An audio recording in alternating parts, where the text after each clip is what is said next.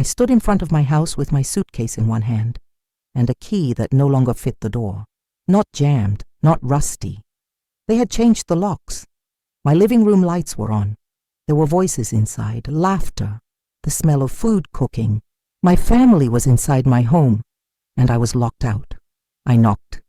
No one answered. I knocked again, harder. Finally, my daughter-in-law opened the door, smiled like nothing was wrong, and said, "Oh, we didn't know you were coming back this early." I had just come back from a 2-week trip overseas. I left my house in their care. I trusted them, and somehow, in just 14 days, I no longer belonged in my own home. This wasn't a misunderstanding. It wasn't a mistake. It was a plan. A slow, quiet takeover I didn't see coming. Not until it was almost too late. My name doesn't matter yet, but you should hear what happened to me, because the people who did this, they were my family. Berlin had a kind of quiet I hadn't felt in years.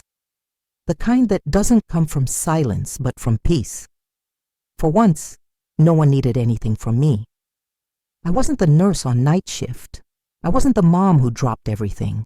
I wasn't the grandma who held the whole family together. I was just a woman standing on a quiet street in a foreign country, holding her first grandchild. His name was Elias. Just 7 days old when I arrived. Tiny hands, warm skin, the softest little breaths pressed against my chest. I couldn't stop staring at him. My son Andrew looked so proud. He had moved to Germany 6 years earlier, met a woman, built a life, and now here he was, a father. Watching him hold his son made me feel like maybe I'd done something right in this life. Maybe all the sacrifice, the long nights, the loneliness, it had led to something beautiful. For the first time in a long time, I let myself feel still. I let myself rest. I walked the streets of Berlin, drank hot tea in little cafes, listened to jazz with Andrew's wife on the balcony, while Elias slept in my arms. I was supposed to stay for a month. It wasn't just a visit, it was a reset. Then my phone rang. I was standing in line for fresh bread at a corner bakery when I saw the name. Daniel, home, my younger son. I smiled. I hadn't heard from him in a few days. I figured he was calling to check on me. Ask how Berlin was, how the baby looked, if I'd tried the currywurst yet.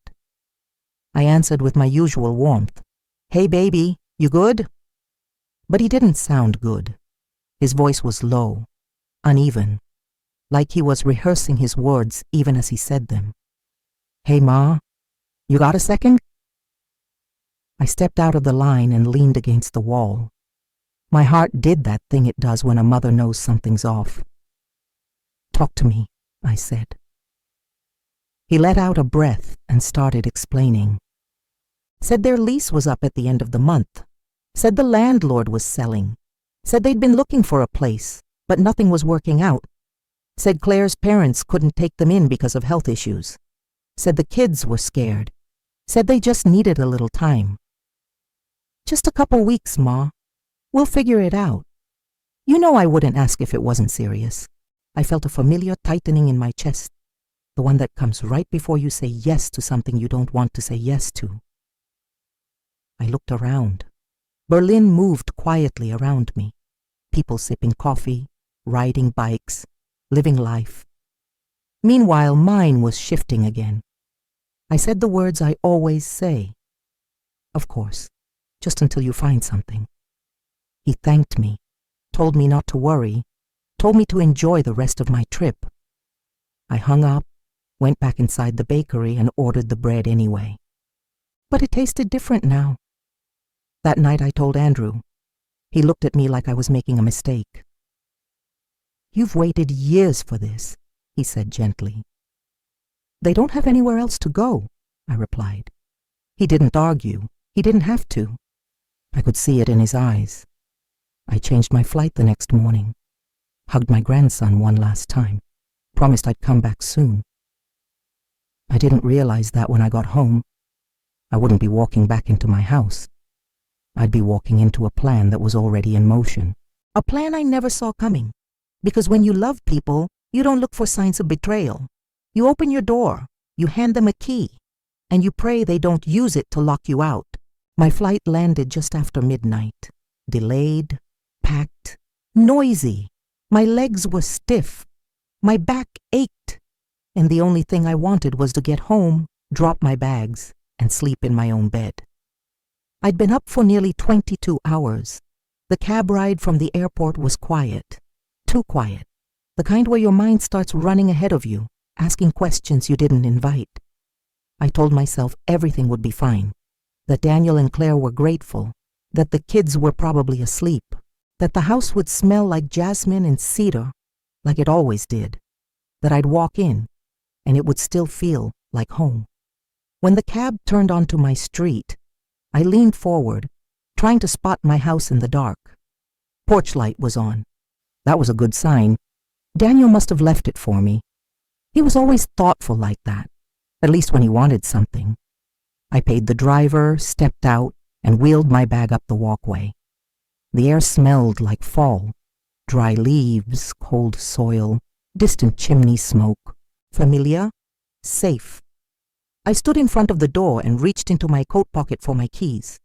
Cold metal, slightly worn from years of use. I didn't even look. Muscle memory knew exactly which one was the front door. I slid it into the lock, turned it. Nothing. I blinked, took a breath, tried again. Jiggle, push, turn. Still nothing. I frowned, took a step back. Maybe I was tired, maybe I had the wrong key. I pulled out the full ring, tried another, then another. Still no luck. Then from inside, I heard footsteps. A few seconds later, the door opened slowly. And there she was. Claire, standing in my doorway, wearing slippers, holding a glass of wine, like she was winding down from a long day. Her smile was polite, too polite. "Margaret, you're back early," she said, stepping aside like everything was normal. Come in, come in." I didn't move. I stared at her for a moment before I asked, quietly, "Why doesn't my key work?" Her smile tightened. "Oh, we had to change the locks while you were gone, just for security. There was a situation a few nights ago. Someone rang the bell after midnight. It spooked Jasmine. Daniel said it was okay."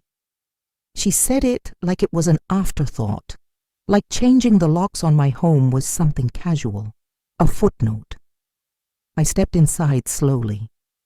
The warmth of the house hit me in the face, but it didn't feel welcoming. It felt occupied. There were shoes by the door, not mine. A jacket on the hook I didn't recognize. Toys scattered near the couch. A bottle of formula half finished on the coffee table. I looked around like a guest. Everything was familiar and unfamiliar at the same time. "Where's Daniel?" I asked. "Upstairs, putting Malik to bed," she replied, taking a sip of wine.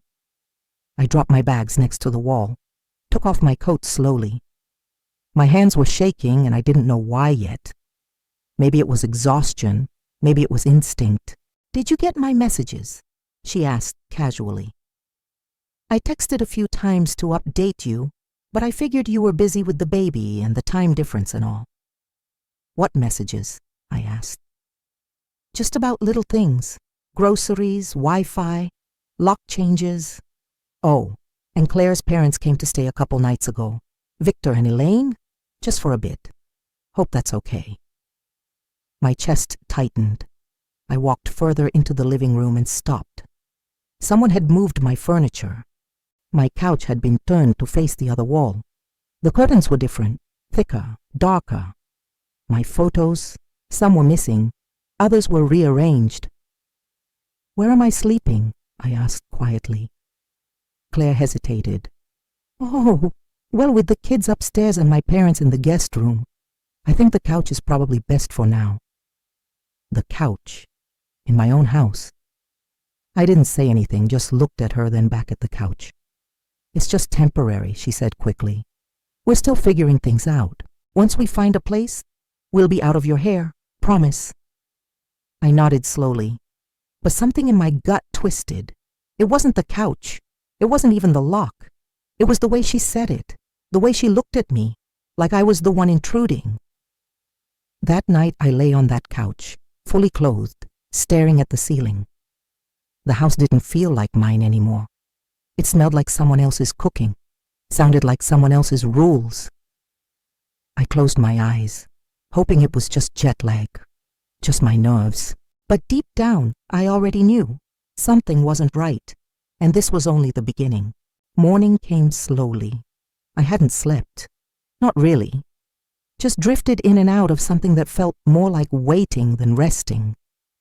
The couch cushions were too soft in all the wrong places. The throw blanket barely reached my knees. Every time I shifted, the leather creaked. And I was reminded again, this wasn't how it was supposed to be. Sunlight began to crawl across the living room, but even the light looked different in my house now, like it didn't belong here anymore. Or maybe I didn't. I sat up and looked around.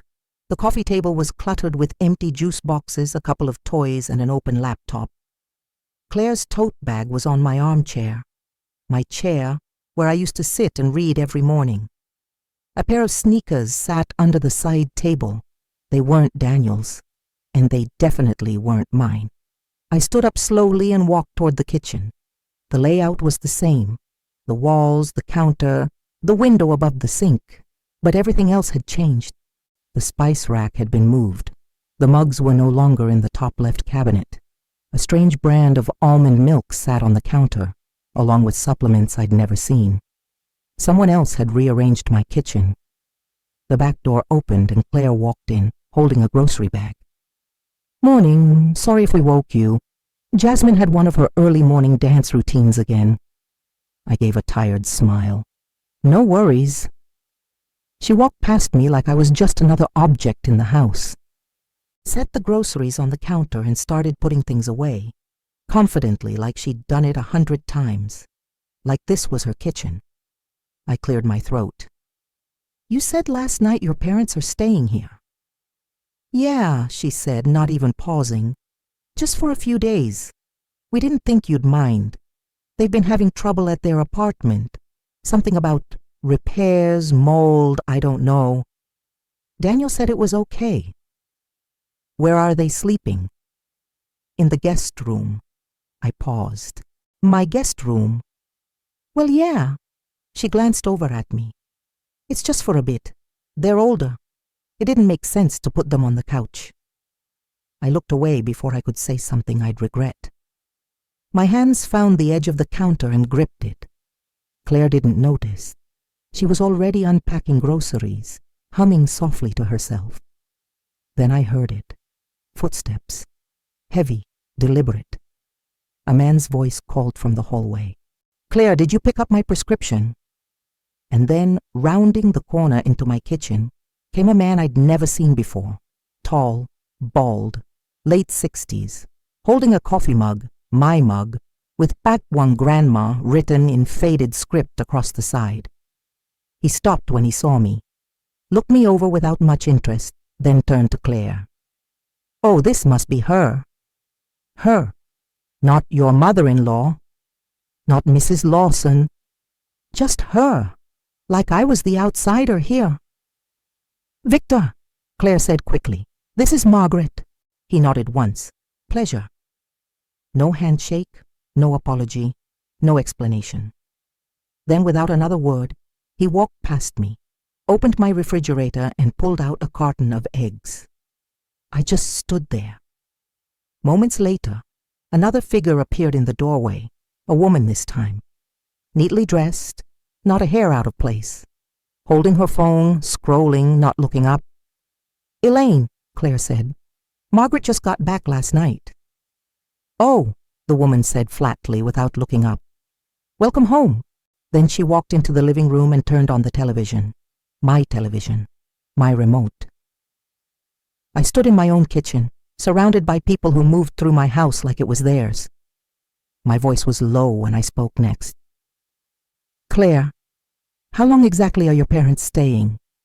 She paused, then shrugged. "Just until things settle. A couple weeks, maybe. They're quiet. You'll hardly notice." But I noticed. I noticed everything. The way Victor leaned against my counter like he paid rent. The way Elaine scrolled through shows on my streaming account like it belonged to her. The way Claire kept saying "we" when she talked about the house. We changed the locks. We reorganized the kitchen. We thought it would be better. There was no we. There was me. And there were guests who no longer acted like guests. I walked back into the living room, sat down on the edge of the couch, and stared at the floor. Somewhere upstairs, my son was still asleep. Maybe he didn't know how far this had gone, or maybe he did. Either way, I felt it. The cold, sharp shift in the air. This wasn't my home anymore. It was a house full of strangers, and I was the one in the way. I used to know the rhythm of this house, when the floors creaked, how long the water took to heat up, which windows to crack open after a good rain. It was more than just a building. It was mine, every inch of it soaked with memories I had earned. But now, nothing moved the way it used to. By the end of the first week, I no longer recognized my own routine, because I didn't have one anymore. The kitchen, always full. Claire's parents hovered there like it was a shared office space. Victor drank coffee in his robe until noon, reading the paper out loud like we were in some kind of communal lodge. Elaine had taken over the pantry, relabeling containers and rearranging the shelves for better flow. One morning, I went to make grits and couldn't find the pot I'd used for 20 years. "Oh, I put that one in the garage," she said without blinking. "It's scratched. We're using the new set now." We. That word again. I tried to breathe through it. I told myself not to cause a scene, not in front of the kids. Malik and Jasmine were sweet as ever. But even they had adapted to the new normal fast. Too fast. They called the guest room Grandma Elaine's room now. Not the guest room, not my extra room. Just hers. My bedroom? Gone. Daniel and Claire had turned it into a kids' playroom while I was gone. Just to give them space while we figured things out. The bed had been moved to storage. My quilts, my books, the framed photo of my late sister. All boxed up and pushed somewhere I hadn't found yet. They let the kids paint one wall yellow, left handprints on another. I stood in the doorway and felt like I was looking at a daycare center where my life used to be. I asked Daniel why he didn't call me first. He just rubbed the back of his neck and said, "It was just easier this way, Ma. You said we could stay. We didn't know how long, and the kids needed space. You've always said you wanted them to feel at home. That's the thing. I did say that. I just didn't mean instead of me." The days started blending together. Victor began setting rules around the house. At first it was subtle, comments about keeping the door locked, no shoes in the hallway, not running the washer after 9 p.m. Then came the real rules. One night I was in the kitchen at 10:30, washing a cup. "Margaret," he said, walking in behind me, "we're trying to keep the kitchen closed after 10. The kids need to sleep." I blinked. "The kitchen closed?" "It's just about structure," he said. "Routine, discipline, you understand." Like I was the one disrupting their peace. The fridge started looking different too. My favorite creamer vanished. My leftovers were eaten without a word. Once I found a note on my Tupperware, already expired, tossed it. It hadn't expired. I stopped making coffee in the mornings. I stopped reading in the living room. The TV was always on, and Victor had a habit of turning the volume up when I tried to speak.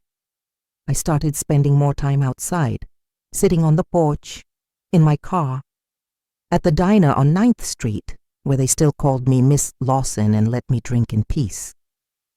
One afternoon, I came home and heard Elaine in the living room talking on the phone. "Yeah, it's nice," she was saying. "Open concept, good neighborhood, schools nearby. We're thinking long term." I froze. Long term? I stayed quiet, just outside the archway. Daniel and Claire need stability, she continued. It's time someone stepped up. Margaret's lovely, but she's not in a position to keep this place up forever. This place. Like it was a real estate listing. Like I was just holding it until someone more qualified came along. I backed away before she saw me, went upstairs to the couch where I lived now. That night, I looked around the room in the dark. The smell of lavender had been replaced by someone's plug-in air freshener. The art on the walls wasn't mine anymore. The voices in the hallway weren't family. They were intruders, and I had let them in. But even then, even after everything I'd seen, heard, and felt, I didn't know the truth yet. That would come later. And when it did, it would change everything. Saturday came with balloons on the mailbox. Pink, purple, gold, a giant cutout of Jasmine's name on a sign out front. I hadn't been told there'd be a party that day. Not formally, not with any real notice. Claire had mentioned something in passing earlier in the week. We were thinking of doing something small for Jasmine's birthday, but nothing concrete, nothing to prepare for. But by 9 a.m., strangers were already pulling into my driveway. Folding chairs lined the lawn, a bounce house inflated in the backyard. Victor directed traffic like a parking attendant while Elaine set out trays of food with a clipboard in hand. I stood at the window, watching it all unfold from behind the curtain. It looked like a celebration, but to me, it looked like an occupation. I walked into the kitchen, which had been turned into a prep station. Every surface covered in disposable platters and party bags. Claire was at the sink frosting cupcakes. "Claire," I said carefully, "what's going on?" She smiled a little too brightly. "Oh, the party. I figured it was fine. Jasmine's turning 7. We didn't want to do anything huge, just some family and friends. You don't mind, do you?" She said it like it was already happening, because it was. No one had asked me. No one had consulted me. They just decided. "How many people are coming?" I asked. Not sure. Maybe 30, she said, licking frosting off her finger. "Victor invited a couple folks from church. Elaine has some friends in town. And I think Daniel's high school buddy is bringing his kids. But you can hang out upstairs if it's too much." Upstairs, in the playroom that used to be my bedroom. I turned around and left the kitchen before I said something sharp. Outside, a speaker blasted pop music. Children screamed with joy. Grown-ups laughed and shouted greetings. My quiet little front yard looked like a community center. I spotted Victor in the front yard, shaking hands, holding court like a man who ran the neighborhood. He pointed toward the house with pride, like he owned it. Yes, come on in. There's plenty of room. We've got the grill in the back and snacks inside. Don't worry, it's our house." Our house? I felt my jaw clench. I opened the front door just as 2 women were walking up the steps with gift bags. One of them looked surprised to see me. "Oh, are you Jasmine's grandma?" she asked sweetly. I nodded, but before I could speak, the other woman smiled and said, "Oh, we met Elaine earlier. This must be her place, huh?" I didn't answer. I couldn't. Inside, Elaine was giving a full tour of my home. "This is the reading nook we added. We're thinking of knocking out that wall eventually, open the space up. The kitchen's been redone. Still some touches to add, but it's coming together." We added. Redone? I walked into the dining room and stopped.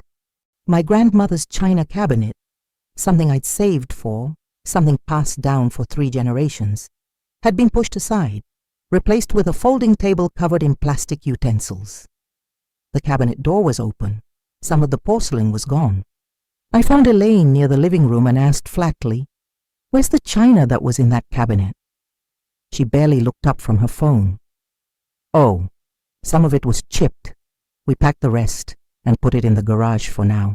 Didn't want anything breaking with the kids running around." Just like that. Generations of memory and care, boxed and removed to make room for paper plates and cake pops. I didn't say anything. I couldn't. My house was full of noise, full of people, full of proof that I no longer mattered here. Then came the final blow. I stepped out to the front porch to catch my breath. One of my neighbors, Mr. Jenkins, a kind man who had lived down the street for 20 years, walked up with a smile. "Margaret," he said, "I didn't know you were still here. Thought maybe you'd moved out, what with all the changes." I opened my mouth, closed it. "I see your son's wife and her folks around more than anybody. Friendly bunch.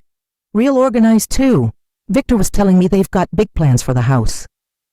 I stared at him, then nodded, too tired to explain the truth, too humiliated to say it out loud.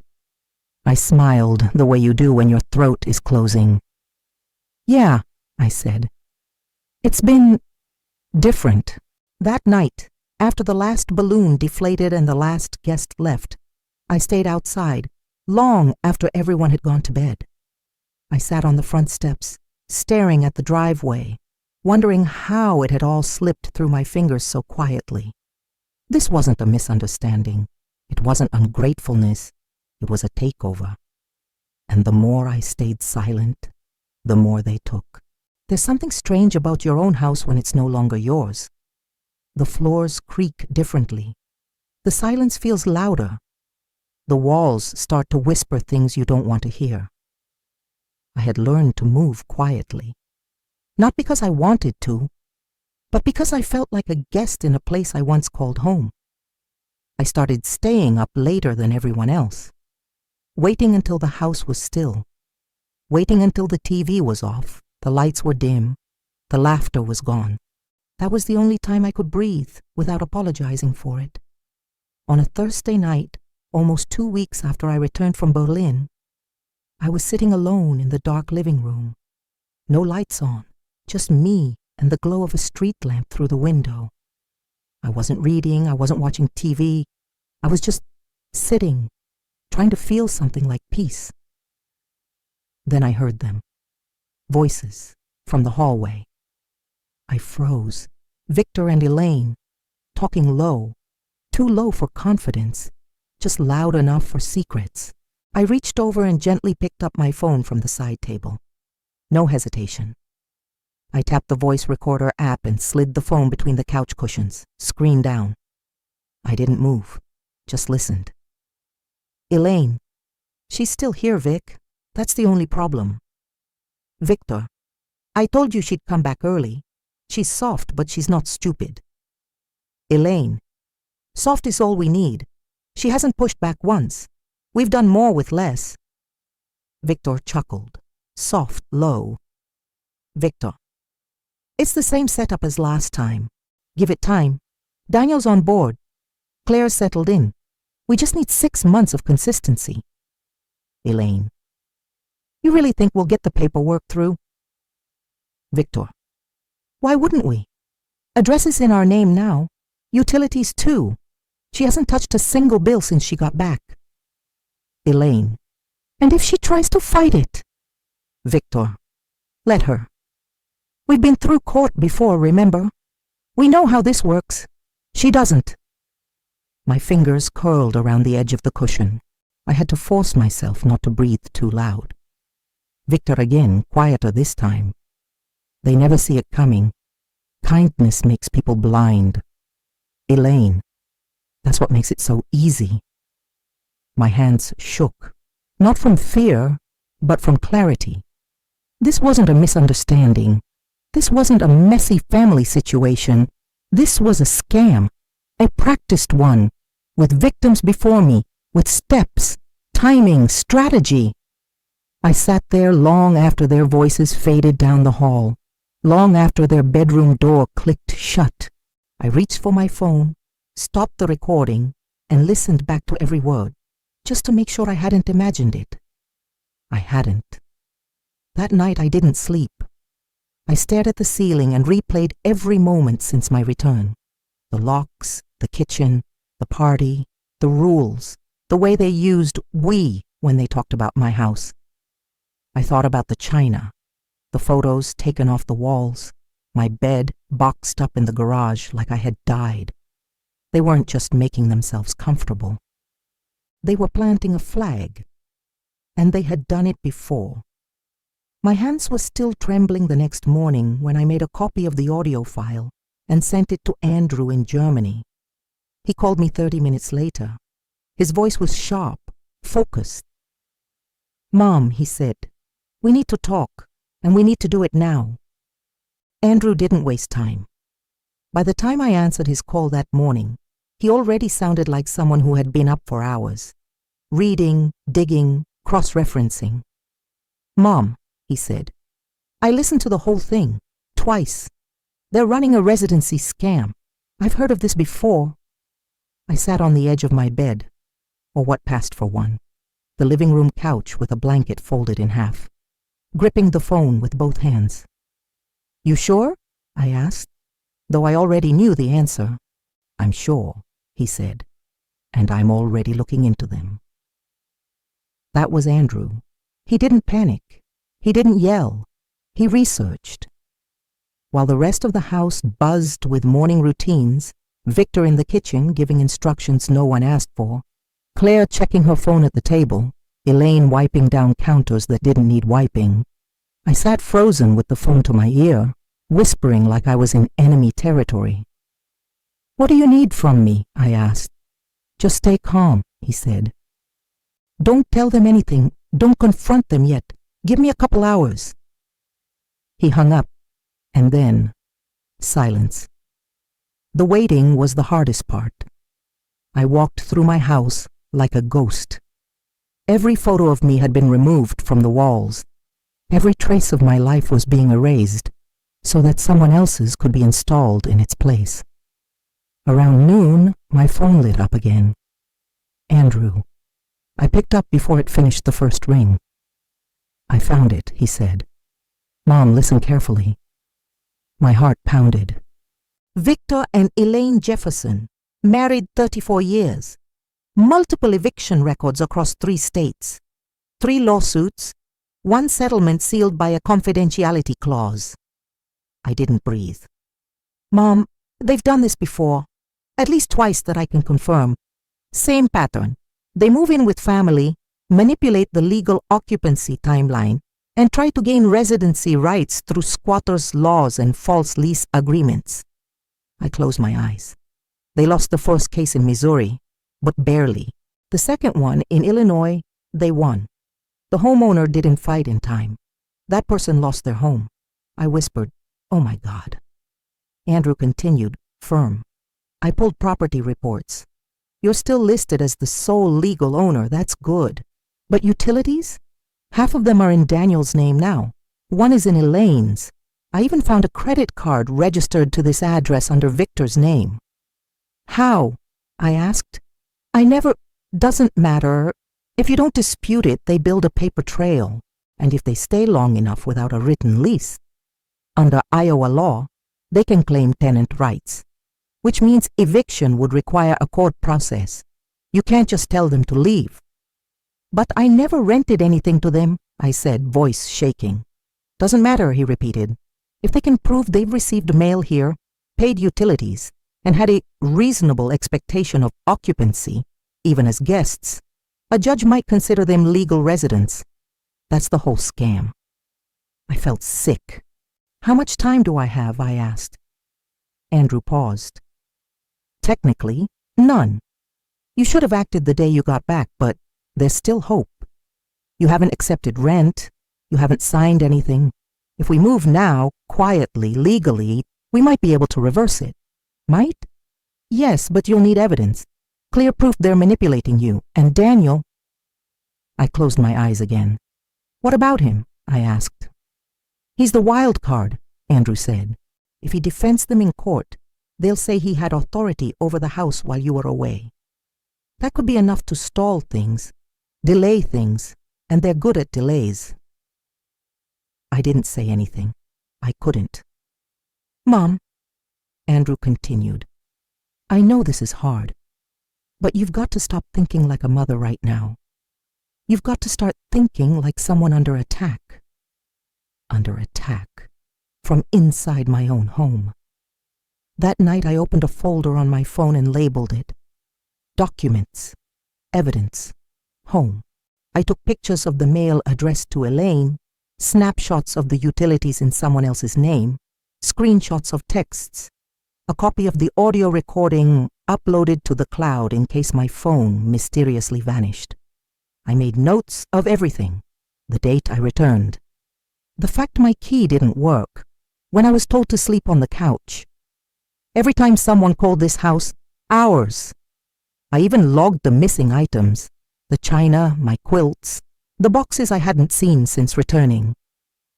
I wasn't just angry anymore. I was awake. They thought I would stay quiet, that I was too old, too soft, too passive to fight back.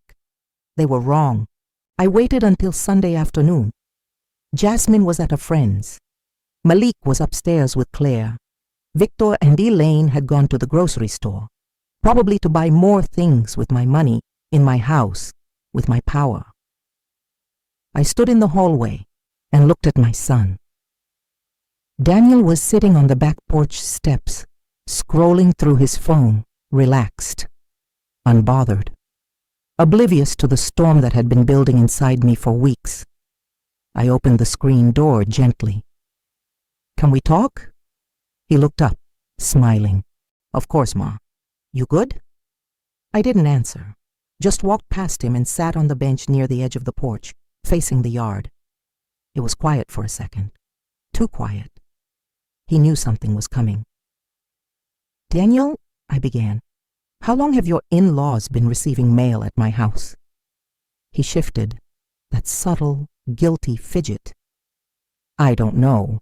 A couple weeks, maybe. They needed an address while theirs was being fixed up." "So you changed my mailing address for them?" I asked. "It's just mail, Ma. What's the big deal?" I pulled out my phone, opened the file, hit play. The audio began. Victor and Elaine's voices, low and clear. The plan, the lies, the history, the pattern. Daniel didn't move at first. He sat perfectly still, listening as his wife's parents laid out their intentions in the dark. When it ended, I looked at him. He didn't meet my eyes. "You knew?" I asked quietly. He shook his head. No, Ma. I swear I didn't know any of that." "Then explain it to me," I said. "Explain why utilities are in Elaine's name, why Victor changed the Wi-Fi, why my pictures are off the walls, why you let your children paint over my bedroom." "We thought you weren't coming back that soon," he said, barely above a whisper. "Claire said you were staying a month. We just needed space, and it all happened so fast." "Fast?" I repeated. "This didn't happen fast, Daniel. This was planned." He rubbed his face with both hands. "I didn't know. I never wanted this. I thought they were just helping. They said it would be temporary. I believed them. You believed them more than you believed me." That shut him up. The porch was silent again. I looked out towards the fence, eyes stinging. "I raised you better than this. I raised you to know right from wrong, and I know you see what's happening here." He said nothing. "You're watching them take my home, bit by bit, and you're letting it happen." "I didn't mean to," he said, voice breaking. "I just wanted to give my family a break. Claire was overwhelmed. Her parents needed help. I thought we were all going to work together." "No," I said. "You thought I'd stay out of the way." I turned to face him now. "Daniel, if I don't act fast, they can claim tenant rights, and once they do, it won't matter what I say. I'll have to go through courts, lawyers, all of it. I could lose everything I've worked for." His eyes filled. He looked down at his hands. "They said you'd be fine, that you had savings, that maybe this house was too much for you now." My heart cracked, but I didn't let it show. "So they convinced you that I should step aside, just give it up, like my life was a guest room they could reassign." A long silence, then finally, a whisper. I didn't know, Ma. I swear to God I didn't know. He covered his face and started to cry, the way men cry when they're too ashamed to look up. What do we do? He asked. What do we do now? I stared at him for a moment before answering. We don't do anything, Daniel. I do something. He looked up. I'm taking my house back, I said, and I need to know, right now, if you're going to be standing beside me or in my way. The house was quiet, but not peaceful. The kind of quiet that comes before a storm. The kind that feels like the air is holding its breath. Andrew had landed that morning. I met him outside, and the moment we hugged, I felt something return to me. Not safety, not yet, but strength. Let's do this, he said simply. We had a plan. We had documents, and I had my voice back. That evening, just before dinner, I asked everyone to meet in the living room. Daniel stood behind me, quiet, but present. Claire sat on the edge of the armrest, holding Jasmine in her lap. Malik was on his tablet in the corner. Victor stood with his arms crossed, and Elaine sat with her legs tucked primly under her, phone already in hand like she expected drama. We need to talk, I said. Victor smirked. We're in the middle of dinner prep. This won't take long. Andrew stepped forward and set a folder on the coffee table. I stayed standing. Over the last few weeks, I began, I've watched this house change in ways I never agreed to. My bedroom was taken. My belongings were removed. Locks were changed without my knowledge. Bills transferred. Authority assumed. Victor opened his mouth to interrupt. I raised my hand. I'm not finished. He sat back, lips tight. I continued. Claire, your parents have used this house, my generosity, and my silence to stage something I now know is calculated.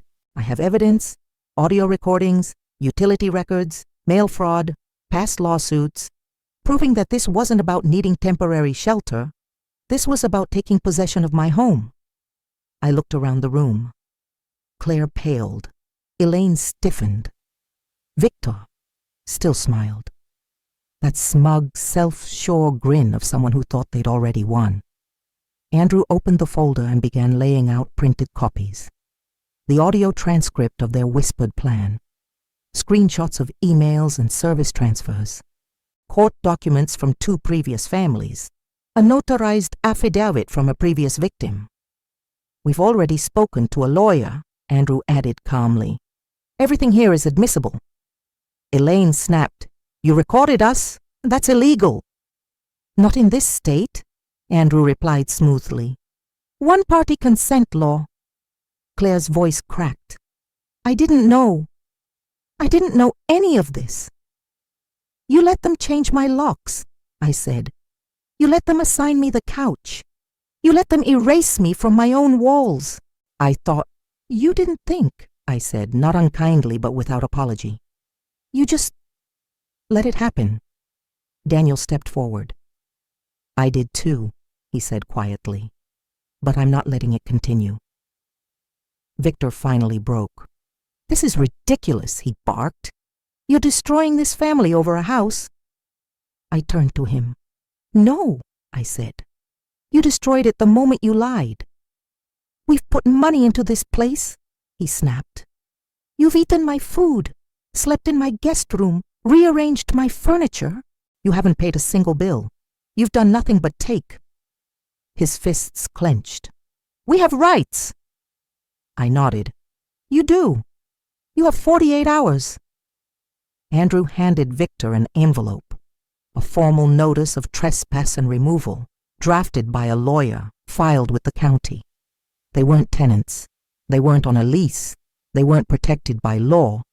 They were squatters, with a deadline. Elaine stood. We have nowhere to go. I met her eyes. That's not my fault. For a moment, no one moved. The truth had filled the room like smoke, impossible to ignore, impossible to breathe through without coughing. Then Jasmine asked, Are we leaving, Mama? Claire's face crumbled. She hugged her daughter tight. "Yes, baby," she whispered. "We are." Daniel knelt beside his son Malik and gently took the tablet from his hands. "Go pack some clothes, bud." Victor opened his mouth again, but no one was listening anymore, not even Elaine. She picked up her phone, walked toward the stairs in silence. The war was over, and I had won. The house was quiet again, but this time it felt right. No footsteps that didn't belong, no voices in the kitchen that made my stomach tighten, no strangers walking through like owners of something they didn't earn. Just silence, real silence, the kind you feel when a storm finally moves on. They left on a Tuesday morning, no screaming, no drama, just the sound of boxes sliding, a suitcase zipper, and the soft, reluctant footsteps of people who knew the game was up. Victor didn't speak to me. Elaine offered a half-hearted take care, like we'd simply had a disagreement over dinner. Claire cried. Daniel kept his head down. The children didn't understand, not fully, but they felt it, the shift, the weight, the shame in the air. And then they were gone. I stood at the door long after their car disappeared around the corner. I didn't cry, I didn't celebrate. I just stood still, feeling everything I had been holding finally settle back into place. The next few days were a blur of small things. Putting my photos back on the walls, returning the furniture to where it used to be, digging through boxes in the garage to find my favorite blanket, my books, my grandmother's dishes. I took my bedroom back, painted over the yellow walls, hung the old quilt again, slept in my own bed, deeply, fully, for the first time in what felt like a lifetime. The house smelled like lemon oil and black coffee again. My music played low in the kitchen. I walked barefoot without fear of someone telling me I was disrupting the flow. Daniel came by the next week, alone. He stood on the porch, hands in his pockets like a boy again. "Can I come in?" I nodded and stepped aside. He didn't say much, just looked around slowly. "It looks like you again," he said. I offered him a cup of coffee. We sat at the table in silence. Not the awkward kind, the healing kind. "I'm sorry," he said finally. I nodded. "I know. We're staying in a small apartment for now. It's not much." "It's enough," I said. "Sometimes you need to start over small. That's where the truth can grow again." He looked at me. "You're stronger than I thought." I smiled. I always was. You just stopped seeing it. That night, I walked through the house with all the lights off, just letting myself feel it again. The creak in the third stair, the click of the hallway light, the coolness of the wood floors under my feet. Home. Not just a place, not just a building, but a space that held me, and that I finally chose to hold on to. In the end, it wasn't about the house. It was about who I had become inside it. For years, I thought love meant saying yes. I thought family meant giving until you had nothing left. But I learned something at 62. Kindness without boundaries isn't love. It's self-erasure and dignity. Dignity is knowing when to say enough. I almost lost everything, but I didn't. I'm still here, still standing and finally fully home.